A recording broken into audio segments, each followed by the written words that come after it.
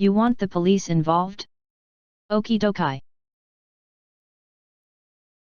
So, the day after Christmas about 10 years ago, my brother called me up and asked me for some assistance setting up some of his new computer equipment. He lived down the road from a store that specialized in discount china, so naturally it was extremely busy. Busy as in, cars were parked everywhere, including on the grass in front of the store, and it was impossible to see around the corner if someone wanted to pull out of the furthest exit. Unfortunately, the speed limit, 50 miles per hour, is also extremely high on the road as well, even if you have to really try to accelerate to get to 50 miles per hour by the time you pass the store.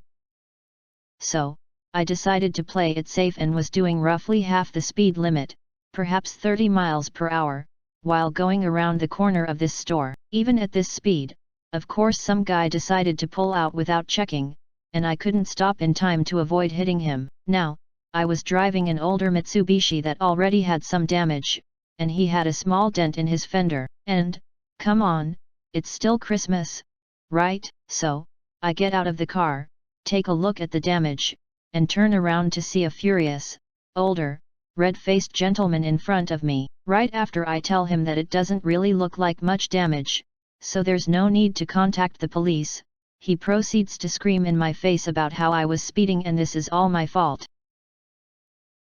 Oh no honey.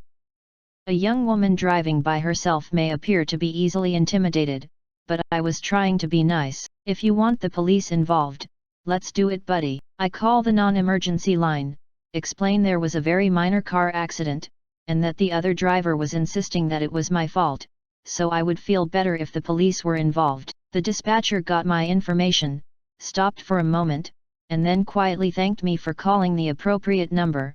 911 was hardly necessary, and told me that she also felt it would be safer for me if the police were dispatched. After a 30-minute wait, an officer showed up to the scene. I, not being a total moron, sat quietly in my car and waited for him to come over to me.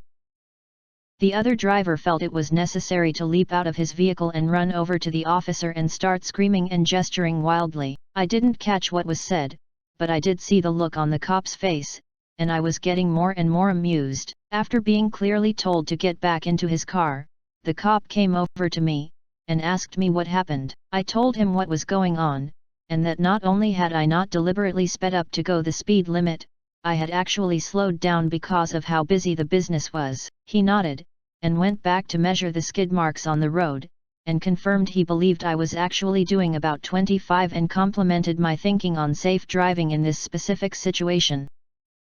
He then proceeded to write the other driver a ticket, and the other driver pulled out of the parking lot a second time, with his window down, flipping me off. At this point, the cop came over to me, explained that he wrote it up as the other driver's fault for more than $1,000 due to the damage on his fender. He also stated that, "Darlin', I don't say this often, but I believe you should take that man's insurance company for every dime you can get. Thanks for insisting we call the police." Now to the comments. Some people are convinced that, no matter what happens, they're somehow the victim. Unfortunately for this jerk, the cop declined to participate in his fantasy. I got one similar. I was in a rush, and right off, I was at fault. Almost completely my fault. Except for one thing. More on that later. Anyway, I was in a rush to get off work and make it to the liquor store before they closed, and forgot which side street I was on. I pull a left turn and expect a green light to be greeting me, as that was usual with certain connecting streets. Run it a certain way, you can get across town without hitting a single stop sign, and only one light. Nope.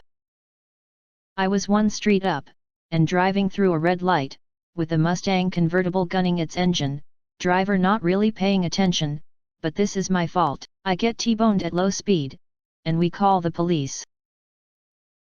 Another driver starts freaking out. Like heavy breathing, swearing, arm waving, the whole show. Police show up, hit up the other driver. They're not even glancing my way. I am far enough away not to be able to hear anything. Other driver has his head down and is crying. One officer reaches back and unhooks his cuffs. The other driver was in his brand new Mustang that mommy and daddy got him for Christmas. Without a license or insurance. Still has the dealer tags on it. 6 months later, I was at fault for the accident, but the other driver should never have been there. If the car hadn't been there, I wouldn't have been hit by it. So, yes, I got a red light ticket. Other guy was thrown in the back of a cruiser and went to jail. Still got to the liquor store. I once rear-ended someone because I didn't think they'd stop at a yield sign when there weren't any cars coming. It was still 100% my fault. It was really minor. I skidded into them at 5 miles per hour, but I hopped out and immediately apologized sincerely. Dude got out, looked at his bumper, saw no damage, said don't worry about it. And we both went on with our lives. Since it sounds like you were going to do this, I'd like to thank you for being a nice person in that kind of situation. Since the guy was a jerk, you absolutely did the right thing.